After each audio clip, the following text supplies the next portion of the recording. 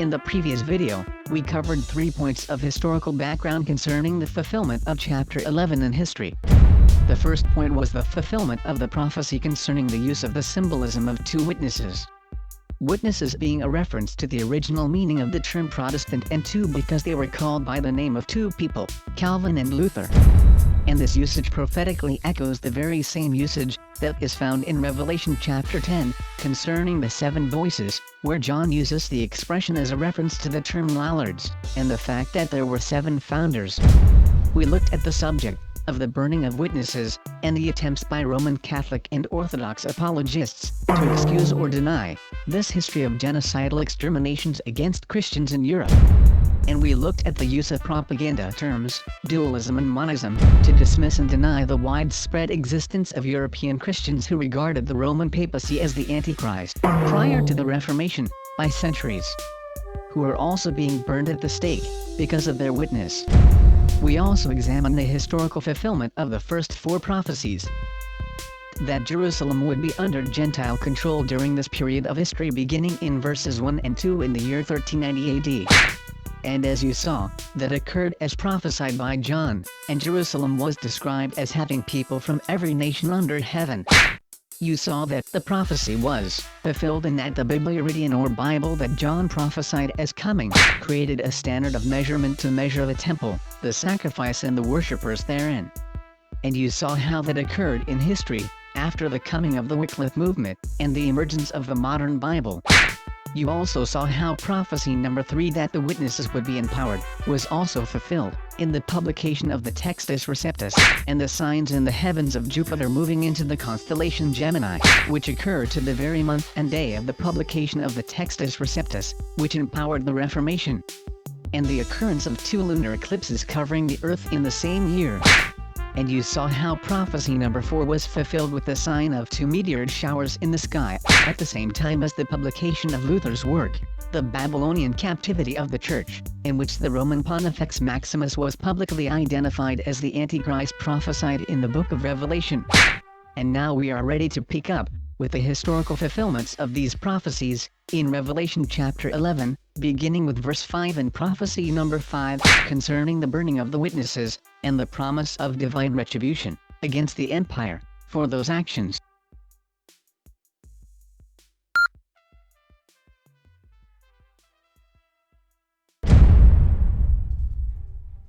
The point in history in verse 5, John is targeting in his prophecy, is located on the historical timeline, by John's astronomical dating, as the year 1536 AD.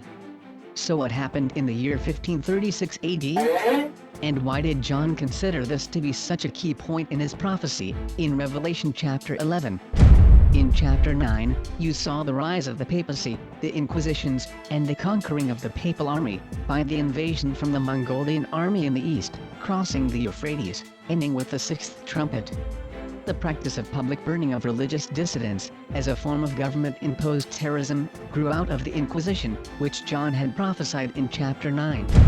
Wikipedia states this, concerning the rise of the public burning of heretics, by the Papal Empire.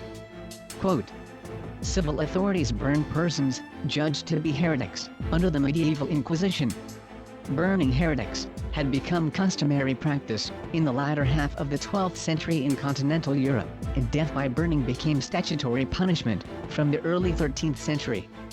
Death by burning for heretics was made positive law by Pedro II of Aragon in 1197. In 1224, Frederick II, Holy Roman Emperor, made burning a legal alternative, and in 1238, it became the principal punishment in the empire. In Sicily, the punishment was made law in 1231, whereas in France, Louis IX made it binding law in 1270.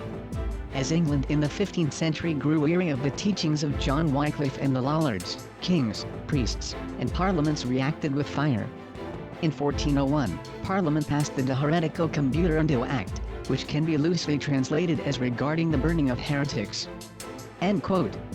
Although public burnings had occurred prior, it would not be until after the close of the 6th trumpet judgment, around the turn of the millennium, that public burnings would become a standardized public practice by authorities of the Papal Empire, beginning in the city of Constantinople. And in fact, while John Wycliffe was very fortunate to have escaped this horrible punishment, which was already being done in his own day, because of his protection by John of Gaunt, just 30 years after the death of Wycliffe, the papacy had the bones of Wycliffe dug back up, burned to ash, and then thrown in the river as an act of corpse desecration. When you study the history of the Reformation, you will discover, however, that there were two high-profile climactic burnings that marked the beginning of the Reformation. The first was the burning of John Huss, Dean and Rector of Charles University of Prague, which came about 50 years after Wycliffe, and the second was the burning of William Tyndale. The second of these two burnings, which marked the beginning of the wave of mass burnings in Europe, occurred in the year 1536 AD. As mentioned earlier, John identifies these witnesses as clothed in sackcloth, which is symbolic of repentance. But it was by the Vatican's own hand these prophecies were brought into stark reality, as a literal description. The victims of these public burnings were ritualistically clothed in nothing less than the very sackcloth mentioned in John's prophecy, written over 1,000 years earlier in history. The website, history.com, relates the following. Quote, "Sentencing of confessed heretics was done in a public event called the auto da fe. All heretics wore a sackcloth. Heretics who refused to confess were burned at the stake." End quote. As you see on your screen, this was a drawing of the procession of heretics, clothed in sackcloth, in a single day, in just one location. Once again, the papacy was actually fulfilling biblical prophecy in its own actions and words by clothing these witnesses in the very same sackcloth prophesied by John in Revelation chapter 11. Two people walking around in the streets of Jerusalem, dressed in sackcloth today, doesn't make much sense at all in modern context, especially since such attire itself, all on its own, would probably lead to suspicion and a possible arrest. But prophetically, as a description of an era of history, wherein thousands of God's witnesses would be publicly burned to death, in exactly and precisely such clothing makes complete sense, both in terms of the actual symbolically intended language of the text, and prophetically, as a precise description in history. It is a rather obvious parallel that could only be missed if you intentionally wish to do so. Precisely, as so many now wish to do. Areas where Reformed, or repentant, Christian groups first arose, became centers for persecution for public burnings. First with Constantinople in the east, and as the practice spread to the west, later, because of John Wycliffe and the Lollard movement, the city of London. Constantinople and London became notorious centers of human burnings. These burnings in the west began to be methodically enforced in the 1500s, but picked up dramatically after 1536, when William Tyndale was burned. From 1536 to 1558, in England alone, over 260 people were executed by being burned at the stake. England had not fully broken away from Catholicism yet, and were part of the wave of persecutions in Europe against Reformation Protestants. A turning point in Reformation history came with the execution of the English reformer and biblical translator, William Tyndale, in 1536 AD, by the eastern half of the Holy Roman Empire, who was captured and convicted in Belgium.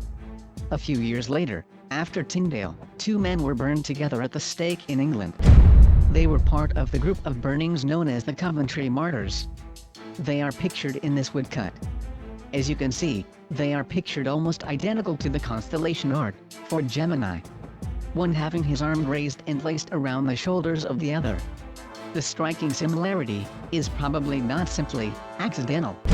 Just as John Wycliffe was shown in art with his hand raised to heaven, like the rainbow angel of Revelation 10, so too were the witnesses who were being burned alive during the Reformation depicted in the same precise manner as Gemini. A memorial was erected, marking the place of their execution, in England. The Vatican's Crusade of Burnings, which began in 1530, and was marked with the burning of William Tyndale in 1536, went on to conduct countless burnings across Europe. But in the very year of William Tyndale's execution by burning at the stake, as he was being convicted of heresy and sentenced to death, this is what appeared in the sky, as a sign in the heavens, during his very trial. It was the sign of fire, coming out of the mouth of the two witnesses, prophesied in Revelation 11. This sign in the heavens occurred directly overhead, during William Tyndale's very trial, and burning at the stake, in 1536 AD. Both heads of the empire were active in burning these witnesses of repentance. And the sign in the heavens that appeared, in the year 1536, over their heads, as the empire began this crusade of burning men, women and children alive, was that God was going to return the favor to the empire, on their behalf. And as you will soon see, that is precisely what actually happened, in real history. So prophecy number 5 had a dramatic actual fulfillment in real history, again, as the witnesses were burned, precisely as John had prophesied, and the sign of the warning of God's retribution against their enemies appeared in the heavens above them, as fire coming out of the mouth of the 2 witnesses, seen in the heavens in Gemini. So we can mark prophecy number 5 off our checklist as partially fulfilled. The second part of the prophecy, which is the promise of God's retribution for these despicable acts, by the Antichrist, will be seen, in the very next verses, and their corresponding events in history, that soon follow.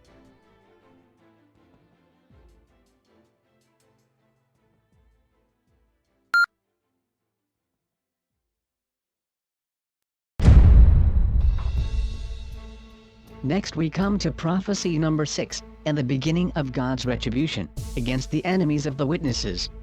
As you saw in the previous video, John prophesies the coming of 3 things to mark the era of the 2 witnesses: drought, red tide, and a plague. These 3 things are prophesied by John, as God's punishment against the empire, for the burning of the witnesses, of repentance. And since this text lists 3 different consequences, this prophecy is actually a set of 3 different prophecies. Their occurrence, at the same time in history, synchronized together with the events John is describing, is the sign of its fulfillment. As you saw earlier, this prophecy does not have a specific date from the text, but we gave it a reference date by using an estimate, or approximation, to around the year 1584. It is an approximate date only, because it was not derived from the text. It was estimated as the halfway point between the previous date given of 1536 AD and the next date given from the text of 1632 AD. But this estimated date of 1584 AD does give us an approximate place on the historical timeline to look for these events. So we are looking for the occurrence of 3 events: drought, plague and red tide, sometime in history, around this approximate time. If we look for a drought around the year 1580, we are going to find, not just a drought, but something scientists call a mega drought. And not just one of these, but 2. A mega drought is defined in climate science as a prolonged drought lasting 2 or more decades. So these are not simply droughts. They are droughts that last for 2 decades or more. The first mega drought began just 4 years after the burning of William Tyndale, in 1536. It is called the European mega drought of 1540 AD. The website Science Advances says this about the mega drought of 1540, which hit Central Europe. Quote, "The 1540 drought has been described as a worst-case event, in terms of both precipitation deficit and excessive warmth, over Central Europe relative to droughts that have occurred over the last century. The OWDA map for 1540 shows the widespread occurrence of moderate to extreme droughts in Central Europe." End quote. If you look on your screen, you will see the drought map for the mega drought of 1540. Next to it you will see a map of the Holy Roman Empire. As you can see from the 2 maps, this mega drought occurred in the very heart of the Papal Empire. And the red mark shows the location of Tyndale's execution, where Tyndale and others were burned for heresy by the Holy Roman Empire. According to Revelation 11, this was not simply a coincidence. Despite the fact that a mega drought lasts 4 decades, almost as soon as the mega drought of 1540 was over, another mega drought occurred in this very same exact area all over again, in the year 1616. The website Science Advances describes the mega drought of 1616. Quote, "The 1616 drought began in the spring and continued throughout the summer with great heat, and dried up rivers and a mark on a hunger stone on the Elbe River. Similar conditions also extended into Switzerland and Germany. The OWDA map of 1616, figure 2D, indicates severe to extreme drought over Central and Eastern Europe, much the same as indicated on Czech documentary records. End quote. According to geological data, entire rivers dried up, and became nothing more than cracked mud-filled trenches. The mega drought of 1616 is described as severe to extreme. Extreme being very uncommon in human history.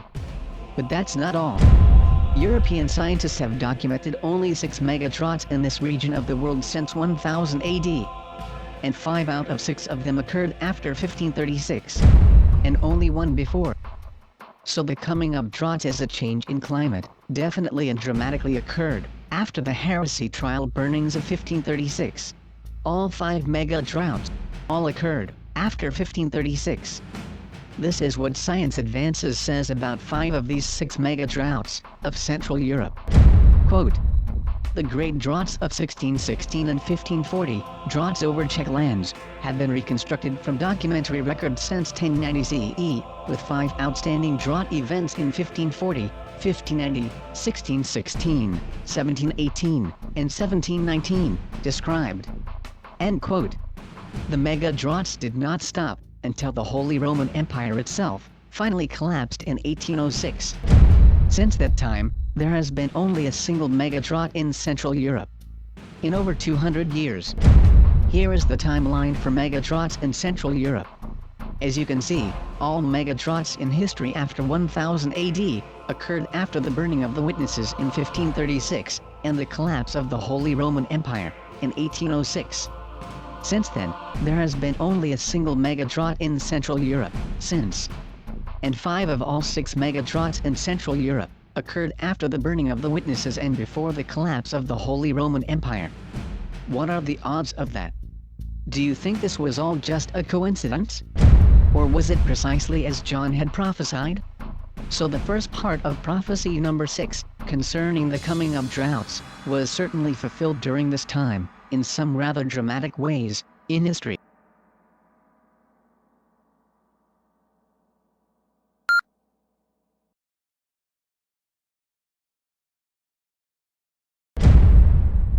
The second item in the list in prophecy number 6 is the phrase water turning to blood, which as you saw in the previous video, has the same meaning as the phrase moon turned to blood, which is not a reference to a molecular change in either the moon or the water, but simply the biblical way to express a change in its color.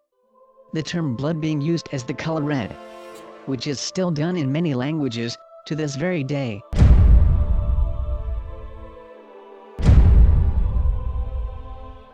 People who are born today, who live near a coastal area, are usually familiar with red tide, because it is a common occurrence today. But what people are not familiar with is that earlier in history, this was not common at all. Something has permanently changed in nature that makes today's occurrence of red tide a common annual event. At one time in history, this condition was rare enough to be seen as an ominous sign of biblical proportions. Wikipedia defines red tide as, quote, red tide is a common name for a worldwide phenomena known as an algal bloom, large concentrations of aquatic microorganisms, protozoans or unicellular algae when it is caused by species of dinoflagellates and other organisms. End quote. The article goes on to say, quote, red tides occur naturally off coasts all over the world. Not all red tides have toxins or are harmful. Where red tides occur, dead fish wash up on shore for up to 2 weeks after a red tide has been through the area. In addition to killing fish, the toxic algae contaminates shellfish. Clams, mollusks and oysters tend to not be susceptible to the toxin and actually store it in their fatty tissues. Shellfish consume the organisms responsible for red tide and concentrate saxitoxin produced from these organisms in their tissues. Saxitoxin blocks sodium channels and ingestion can cause paralysis within 30 minutes. The animals that eat the shellfish are susceptible to the neurotoxin leading to neurotoxic shellfish poisoning. End quote.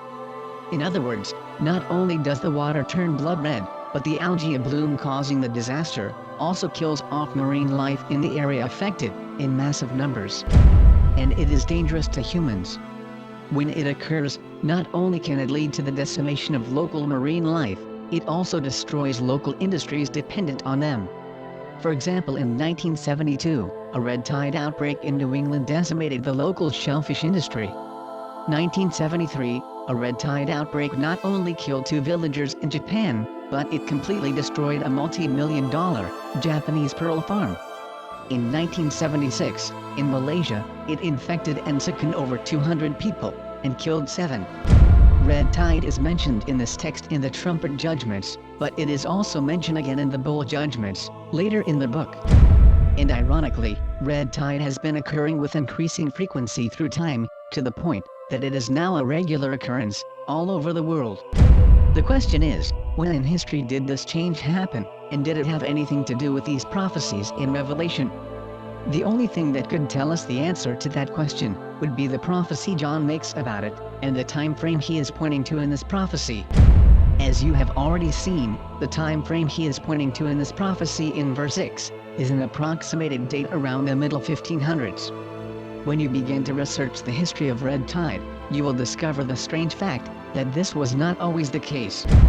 In fact, the very first recorded and documented instance of red tide, occurred in history, in 1530 AD. And this occurrence, fits our approximate time frame for John's prophecy. From 1530 to today, red tide has grown from being virtually unheard of, until today, that now, it occurs on a regular ongoing basis. Virtually every year. Precisely as John prophesied in the book of Revelation. And as you will see later in the bowl judgments, it is directly connected to a statement in chapter 10, that the rainbow angel swears an oath to heaven, that Cromwell should be no more. There is a direct statistical connection, to the development of the practice of Christmas, and the rise of red tide in the modern world.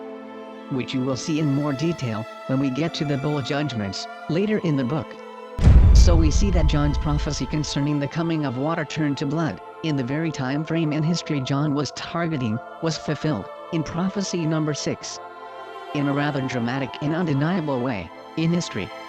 As it is still occurring, with regular frequency, into our very own day. And naturally, according to John's prophecy, this would not be the case, if the Antichrist were not already here in the earth. Every time you hear of the outbreak of red tide, you can be assured from nature itself, that the Antichrist has come and is present in the earth, as John's prophecies from Revelation testify.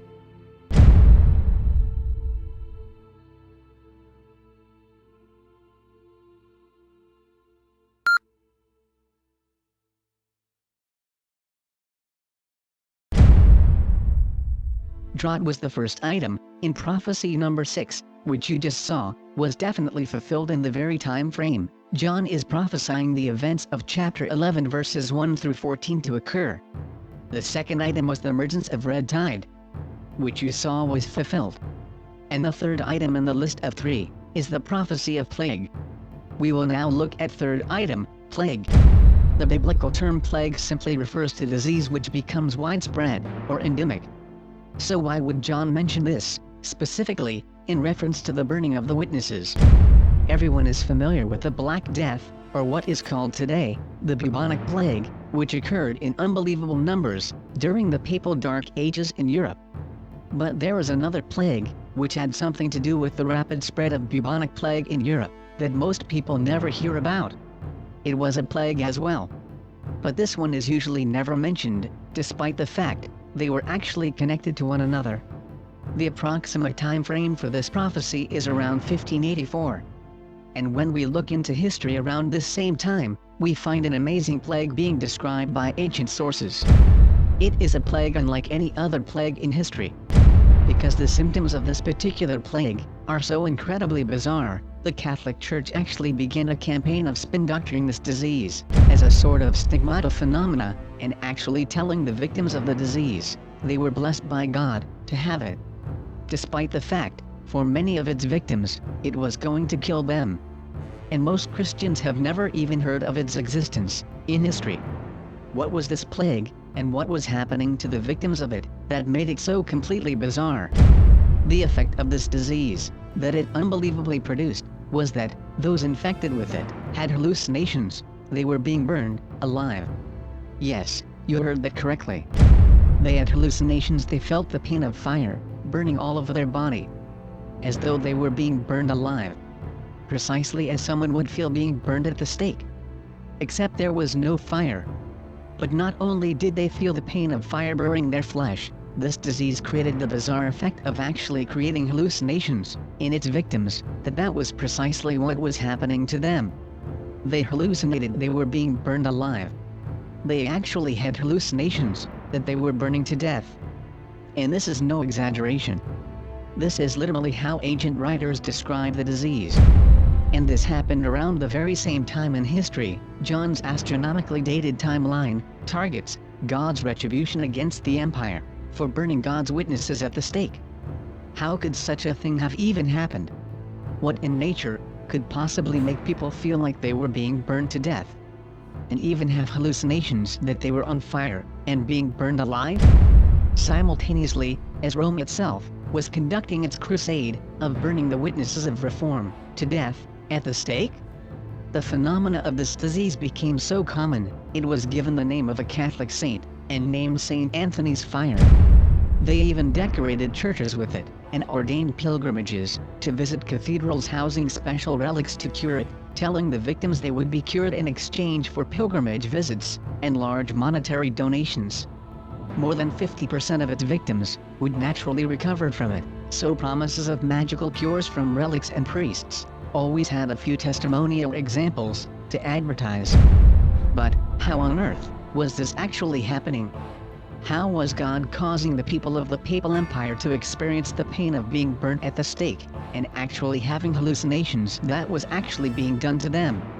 All this, at the very same time, the Vatican was on its crusade to burn witnesses at the stake? The answer to this mystery has been found by modern science. In the Middle Ages, grain was stored in storage silos. If there was an excess harvest of grain, the excess grain harvested from that year would not be thrown away, it would be stored for later use. This practice was an ancient practice, and it is even cited in the biblical narrative about Joseph in Egypt, telling Pharaoh to store his excess grain for the following years of famine. In desert climates in the Middle East, grains remain dry during storage. But in Europe, where the climate is moist and humid, these stored grains often ended up mildewed and molded. It turns out that a new type of grain fungus shows up at this exact time in history in Europe. It is known as Claviceps purpurea, or the ergot fungus today. And this grain fungus had some rather incredible chemical qualities to it. Later in modern history, this very grain fungus would become the actual literal source of a psychedelic hallucinogenic drug, which came to be known as LSD, or colloquially as acid, today. If ingested in its natural form, it produces a disease known as ergotism, because it is essentially a poison. Symptoms of this disease include extremely painful seizures, involuntary muscle spasms, diarrhea, itching, mental illness, mania, psychosis, painful migraines, vomiting, and something called paresthesias, which is the sensation of skin burning without any apparent cause. The hallucinogenic effect of the fungus caused the symptom of paresthesias to trigger hallucinations in its victims that they were actually being burned to death. And the skin on the peripheral limbs would actually really become blackened just like they had been burned, due to gangrene, which would also peel their skin off the limbs. It had a 40% mortality rate, but those who survived it were permanently disabled and incapacitated by the effects of the disease. And despite the fact that 60% of Europe's victims of this disease would recover on their own without medical attention, the debilitating effect of the disease left their immune systems extremely suppressed and vulnerable to the second plague, known today as the Black Death. Modern medical researchers now believe it was the impact of ergotism on Europe's population and its effect of suppressing their immune systems that made the spread of the Black Death, or bubonic plague, so quick and deadly throughout Europe. What are the odds that both megatroughs in Europe and ergotism disease would suddenly emerge in history at this very same exact time? Thus the prophecy of the coming of plague occurred precisely as John had prophesied, but not only was it simply a plague, it was one of the most bizarre plagues in history. One in which the very people who consented and applauded the burning of God's witnesses experienced the very sensation of being burned at the stake themselves, with no apparent visible cause. So, we can mark the third item from John's prophecy number 6 fulfilled again, in the most dramatic and unmistakable way possible.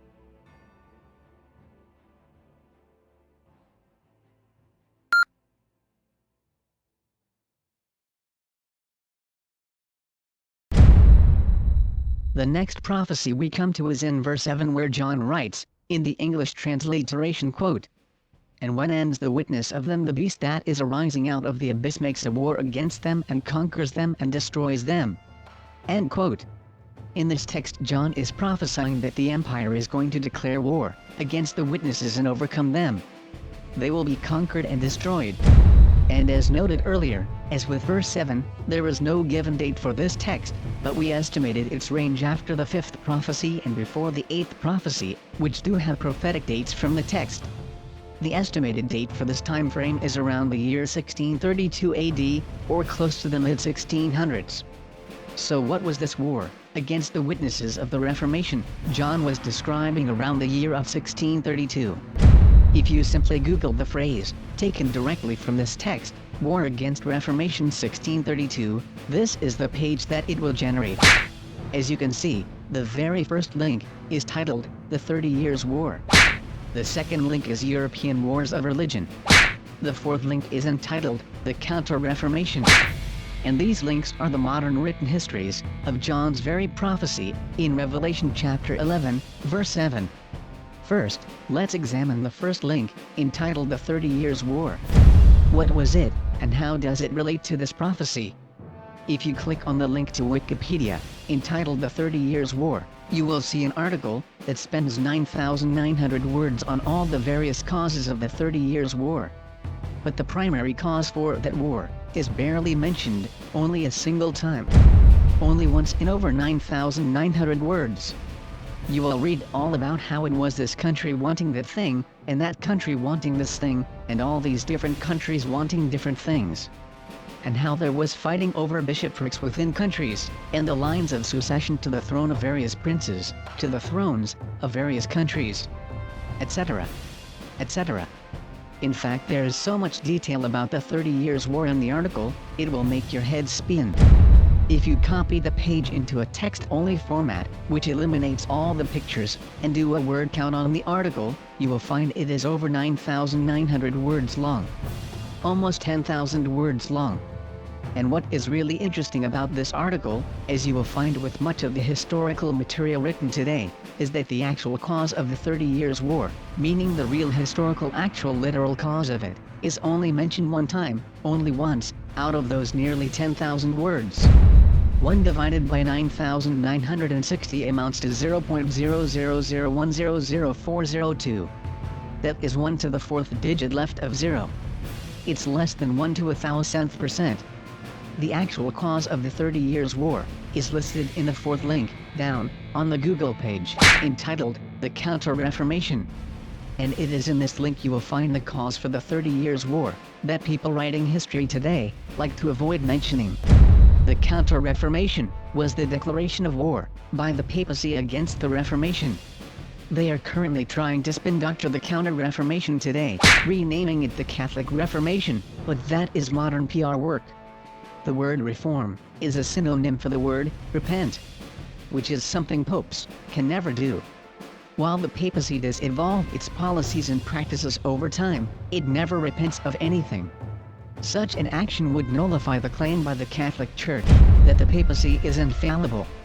And this was, after all, the whole conflict over the Reformation to begin with. Also, however, meaning, theoretically, there is no point in past Catholic policy history that cannot be revisited at a moment's notice, on the whims of any single current pope.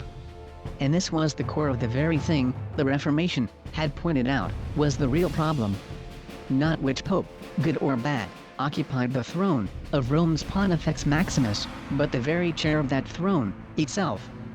Being the very throne prophesied in 2 Thessalonians chapter 2, and in the book of Revelation, as the Antichrist.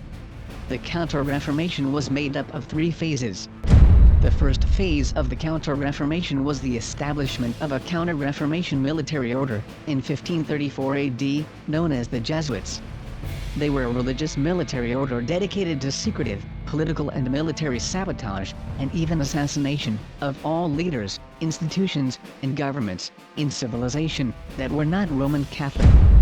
Their work was deemed so bloodthirsty, wicked and evil, part of their oath, required, the promise they would never take office, in the Catholic Church. In creating this monster of murder, even the Catholic Church wished to keep them at arm's length. The second phase of the Counter-Reformation was the Council of Trent, in 1545, where the policies of the Counter-Reformation, embodied in the founding of the Jesuits, were pronounced to be binding on the entire Catholic Church and all its subjects, leaving Catholic rulers in Europe no choice but to enforce these papal decrees. The third phase of the Counter-Reformation came with the initiation of the 30 Years' War, when the Catholic Emperor of the Pope's Holy Roman Empire began the political enforcement of these policies on all its territories, including areas of Germany where Lutheranism had become the religious consensus of the people. The Habsburg Emperor was attempting to execute complete genocide of all living Protestants, not only in his own realm, but also throughout all of Europe. The policies of intolerance by the Vatican were so extreme, attempting to be executed by the Habsburg Emperor. Even some Catholic monarchies, who had Protestant subjects in their realms, refused to ally themselves with the Papal Empire's attempt at genocide. This is what led to the 30 Years' War in Europe. And when you read modern histories of the 30 Years' War, you will be told that the Holy Roman Empire generally lost more than it gained, and the war was either won by the Protestants, or at least it ended in a draw. But that's not actually what happened. That is when the Reformation was defeated by military force and violence, and thus why it is said to have come to an end. The Counter-Reformation itself was the fulfillment of John's prophecy in Revelation chapter 11 verse 7, that the beast would wage war against the two witnesses, overcome them, and kill them. And that is precisely what happened in history, exactly during this time. In fact, if you look up the timeline for the Reformation, in sources such as the History Channel, you will read that the Reformation began in 1517 with Luther's 95 Theses, and then you will read it ended in 1648, at the end of the 30 Years' War, with the Treaty of Westphalia. If the Reformation had won, it would not have ended in 1648. Instead, you would be reading that the Vatican ended in 1648, not the Reformation. So that is how you can know you're not being told the truth about the 30 Years' War. What was ended at the end of the 30 Years' War? The Reformation or the Vatican? It was the Reformation which ended. The 30 Years' War was the military campaign of the Counter-Reformation against the outbreak of repentance across Europe for being in league with the Antichrist by European kings and priests, who began to realize the truth about it after the Bible began to be published in their own languages. And the kings in Europe began running from the papacy, leaving its papal empire in political shambles. The 30 Years' War began in 1618 and ended in 1648. The very middle of the 30 Years' War is 1633. Our approximate date from John's prophecy is 1632. Virtually in the middle of the 30 Years' War.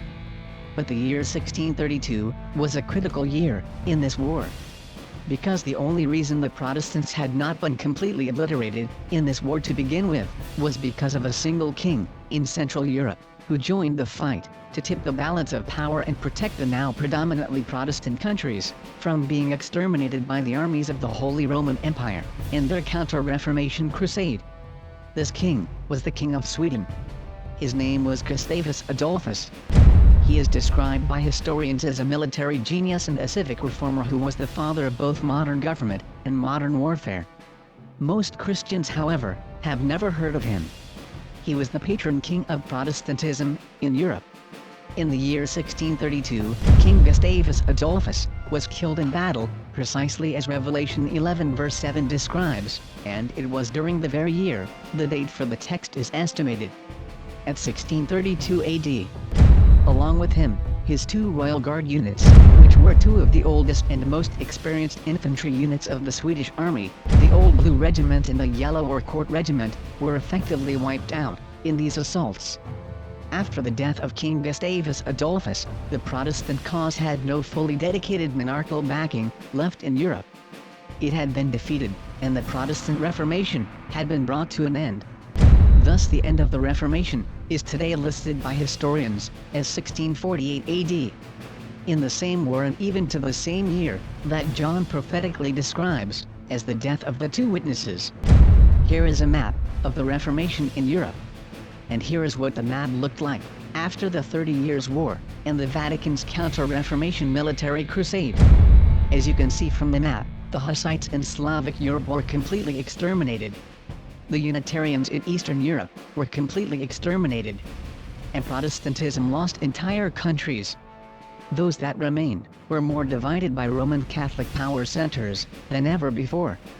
The 30 Years' War ended the Reformation. And in 1632, its leading patron king in Europe was slain along with his 2 royal guard units. The death of the 2 royal guard units, symbolic of the death of the Reformation, or the Two Witnesses movement, as John had prophesied. So, precisely as John had prophesied in verse 7, the beast made war against them, and killed them. And we can mark prophecy number 7 on our checklist as fulfilled. In the very same time frame in history that John had prophesied.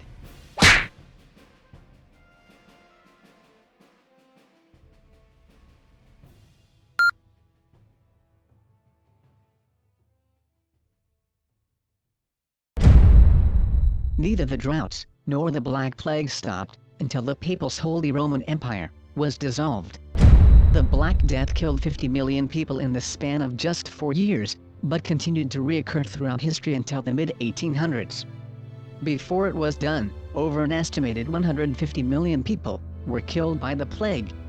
A name it was given because of its association in the book of Revelation. Yet counter-reformationists want you to think it was just nature out of control, and God was on vacation somewhere, unaware that his empire had a problem. And none of this meant anything, despite the fact it was prophesied. And, despite the fact, they were working very hard to camouflage and hide those very prophecies from the public, with phony concocted fictitious explanations that had no other purpose than to absolve the guilt of the papacy as the Antichrist. But that's not all that happened. As you saw earlier, in verse 5, the warning was given to the empire that if you killed God's witnesses, he would return the same kind of punishment inflicted against his witnesses back to the empire in equal measure. And the text in verse 5 specified burning. And as you saw already, in verse 6, megatroughs burnt the land for hundreds of years, toxic algae bloom burnt the waters, and the plagues of ergotism and Black Death burnt the flesh of citizens. The results of these judgments of God on the Antichrist and his kingdom were massively catastrophic in history. And you really have to be determined to deceive yourself as a Christian not to put 2 and 2 together concerning them. That is why the Counter-Reformation goes so far as to actually even twist and hide even the history that fulfills them. But the prophecy about fire being returned to those who killed the witnesses was not in effect until the 2 witnesses were themselves killed. And after verse 7, in history, that time has now passed. And the destruction of their witness is now complete in 1648 AD. And something terrible and amazing now happens in both the eastern and western halves of the empire. And specifically, in the very same 2 cities that had distinguished themselves as having been prolific in burning God's witnesses. Constantinople in the east, and London in the west. And as you also saw in the beginning of the chapter, John is writing the second part of his prophecy from chapter 10. And the angel speaking in verse 1 is the same angel that had his hand lifted up to heaven and had sworn an oath that Chronos should be no more, as you recall from chapter 10 verse 6. Chronos was the Greek name for Saturn, from which the Saturnalia was derived. And you saw how in chapter 9, Saturnalia was the worship of Apollo, referred to by John as the false Christ of the Antichrist, Apollyon, who was born on December 25th. As the movement of the Protestant Reformation, or as John prophesied it, the 2 witnesses began to gain ground in England. Eventually this prophecy saw its prophesied fulfillment, in that the uncommitted English monarchy was replaced with a fully Protestant government. This development was known as the Puritan Revolution. Ironically, the Puritan Revolution did not outlaw everything it found offensive, contrary to the Counter-Reformation's propaganda about them. What they did was grant religious freedom to England. But they also stopped the state sponsorship of the Roman Christ Mass on December 25th.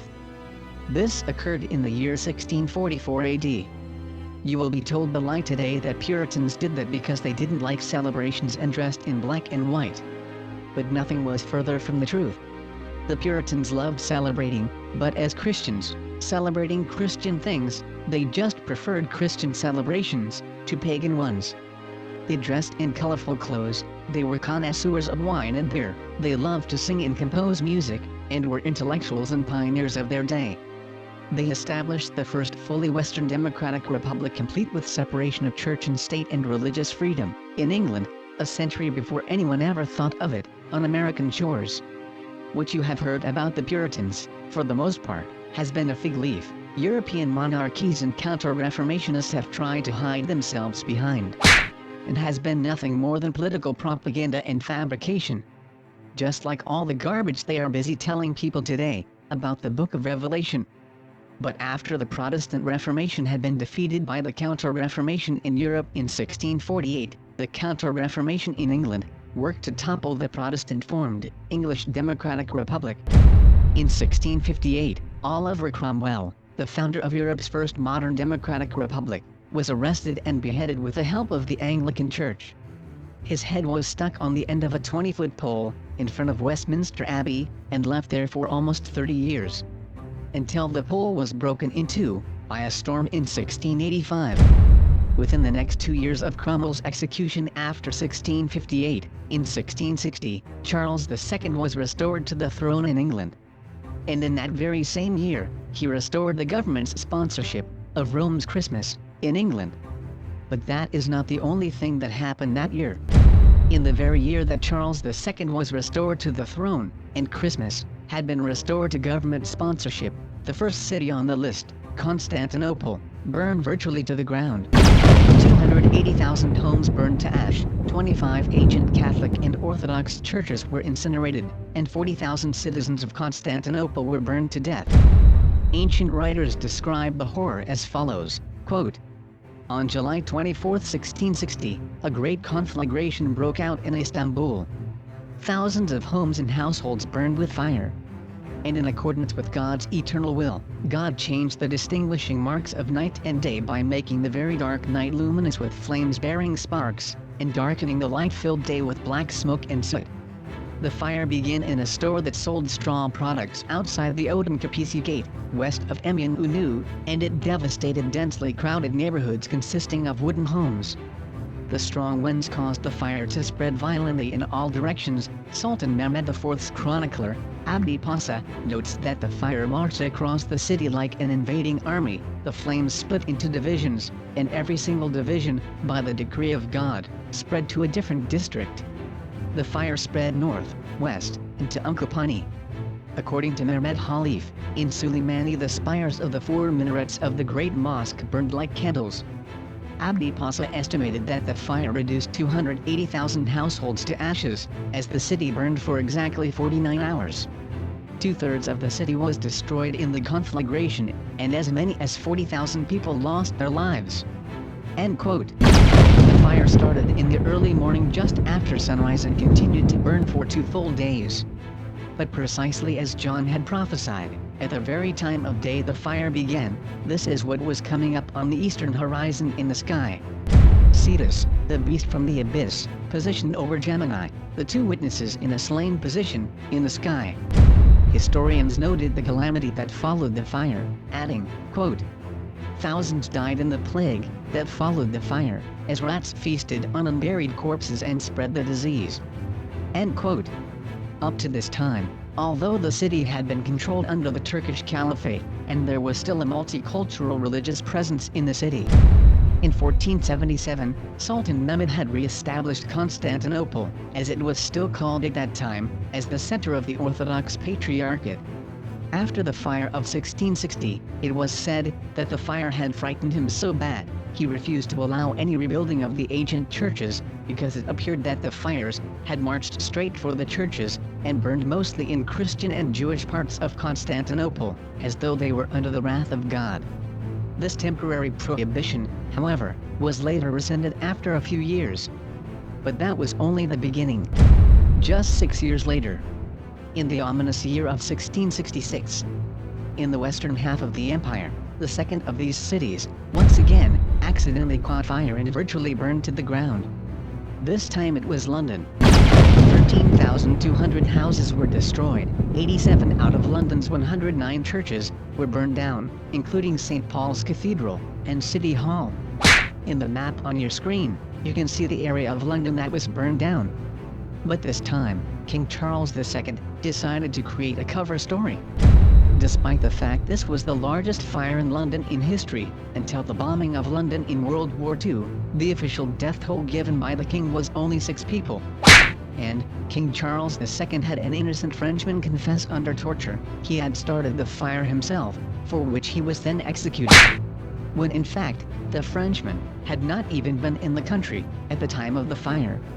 Londoners could not help but connect the year 666 of the fire with its biblical symbolism of 666 in the book of Revelation, to which references are still made to this very day, even by modern historical authors.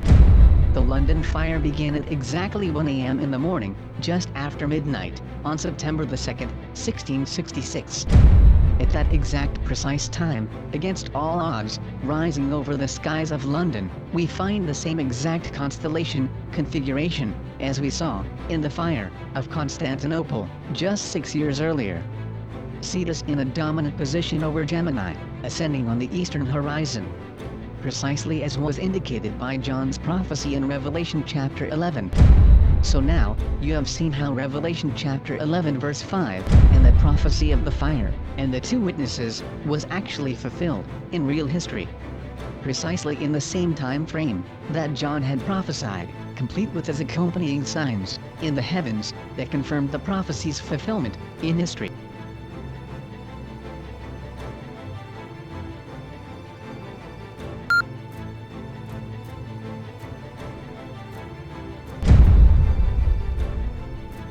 In this video, you have seen that verse 5 prophesies the burning of God's witnesses, which actually occurred in history, along with the sign in the heavens of fire coming out of the mouth of the 2 witnesses, at the exact time in history when these events began to reach their critical peak.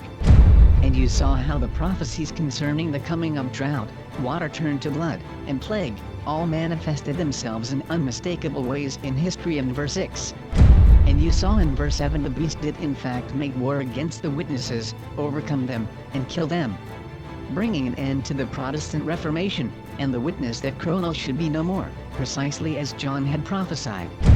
And after their demise, you saw the fulfillment of the promise of retribution for their death, in history, as 2 major cities of the Papal Empire, and hundreds of its churches were incinerated, by random accidents, along with the signs in the heavens, of the prophecy's fulfillment. In the next video, we will pick up with prophecy number 8, and continue making our way through to the end of the section in verse 14, and the completion of the second woe. Thank you for watching.